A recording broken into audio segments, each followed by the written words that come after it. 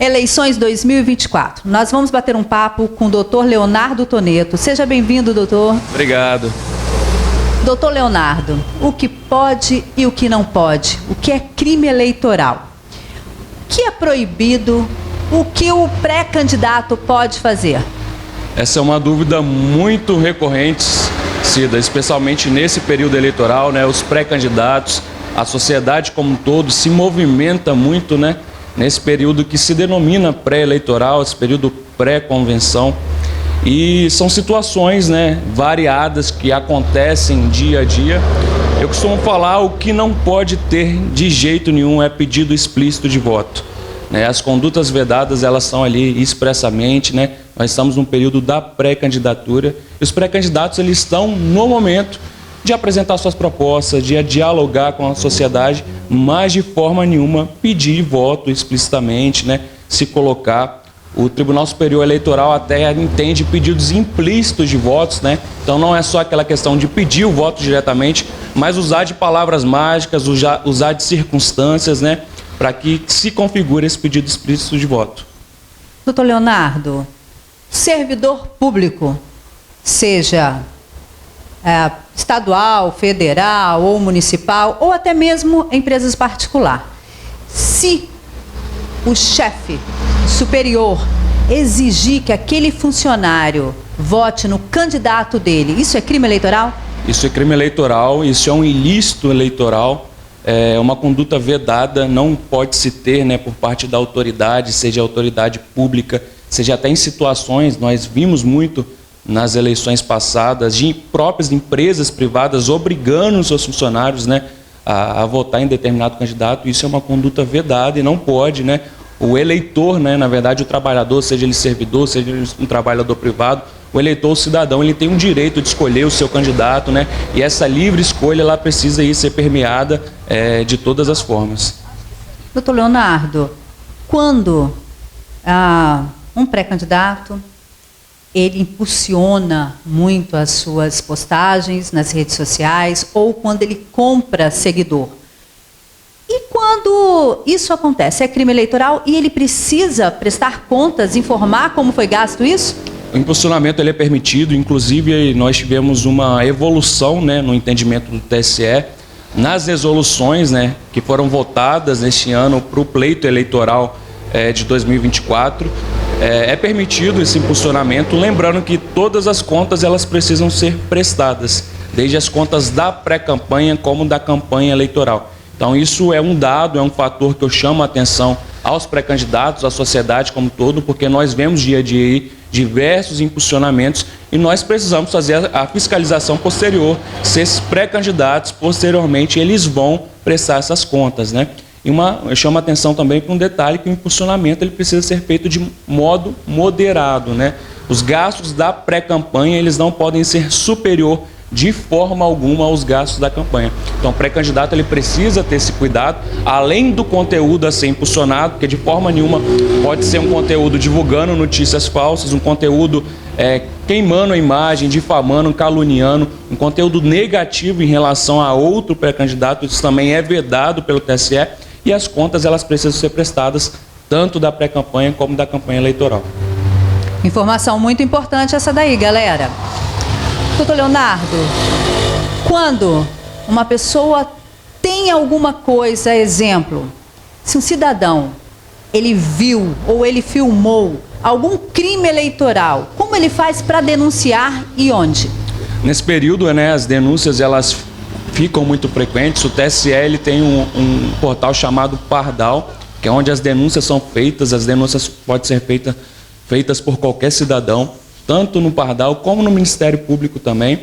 E as representações também são feitas, né? As legitimidades das representações pelos partidos políticos. Mas o cidadão que vê uma situação de fato, que achar irregular, ele pode acionar o Tribunal Superior Eleitoral, o Tribunal Regional Eleitoral do seu estado, né? Através do Pardal e também através do Ministério Público. Mas frisando, sempre com provas, fotos, vídeos. Fotos, né? A gente geralmente são situações de redes sociais, vídeos, prints de WhatsApp. A gente só chama a atenção do modo, né, que essa prova, isso é muito importante, que essa prova vai ser registrada ali, né? A gente sempre aconselha a se lavrar a ata notarial, né? Para dar legitimidade àquela prova, né? O WhatsApp ali, os tribunais têm entendido que a regularidade de como vai ser extraído aquela conversa também é muito importante para que essa prova depois seja usada e seja legitimada pelo Poder Judiciário. Doutor Leonardo, ainda o cidadão, hoje, os pré-candidatos, quando ele tem já um serviço, um trabalho, carteira assinada, ele precisa se afastar para concorrer ao pleito, mas ele recebe naturalmente, normalmente? Os servidores públicos efetivos que se optam, né, optam por fazer candidaturas, né, a legislação eleitoral ela permite o que a gente chama de desincompatibilização. Então existe prazo a alguns cargos, né, 3 meses, outros 6 meses, e os servidores efetivos eles têm sim direito a essa remuneração caso eles optem, né, por concorrer ao pleito eleitoral. E um cidadão comum? Ele trabalha numa farmácia ou ele trabalha na prefeitura, um trabalho como qualquer outro, mesmo que não seja efetivo, ou até mesmo numa empresa particular. Se ele precisa se afastar, né, conforme o senhor já disse, mas ele recebe normalmente esse salário? O cidadão que trabalha de forma privada, CLT, ele não precisa necessariamente se desincompatibilizar desde que sua atividade ela não exerça ali nenhuma situação que configure ali uma situação econômica superior ou social, né? Então, ele não precisa necessariamente se afastar, ele pode manter o seu trabalho. Já o servidor comissionado, ele precisa se afastar a depender do seu cargo, né, para concorrer às eleições. Aí, nesse caso, como é comissionado, né, como servidor temporário, ele não tem direito a essa remuneração durante o período que ele vai se tornar afastado, né, porque a natureza do cargo dele é temporário, que é diferente do servidor efetivo, né, que após esse período, caso não ganhe o pleito eleitoral, ele retoma as suas atividades normalmente. Gente, frisando mais uma vez, isso é sério, crime eleitoral é grave, já diz crime, pode dar até prisão, né? Exatamente, né? Nós temos os rolos de crimes eleitorais, de ilícitos eleitorais, fraudes, notícias falsas, calúnia, difamação, diversas situações que configuram abuso de poder econômico, poder social, poder político sobre determinadas situações. Então a gente chama muita atenção sobre isso, né? A legislação eleitoral ela tem se aprimorado a cada dia. Nós vemos que o TSE tem assumido um protagonismo em relação ao direito do cidadão de escolher livremente os seus candidatos, vedando aí qualquer ilícito, qualquer situação que tenta aí deturpar esse direito de escolha. Então essas situações assim, são puníveis e nós estamos vendo isso ao rigor da lei. As decisões dos tribunais elas têm evidenciado essa situação. Então chama a atenção do cidadão, dos pré-candidatos, que a legislação eleitoral ela é sim aplicável e nós temos aí, além de conhecer, saber utilizá-la.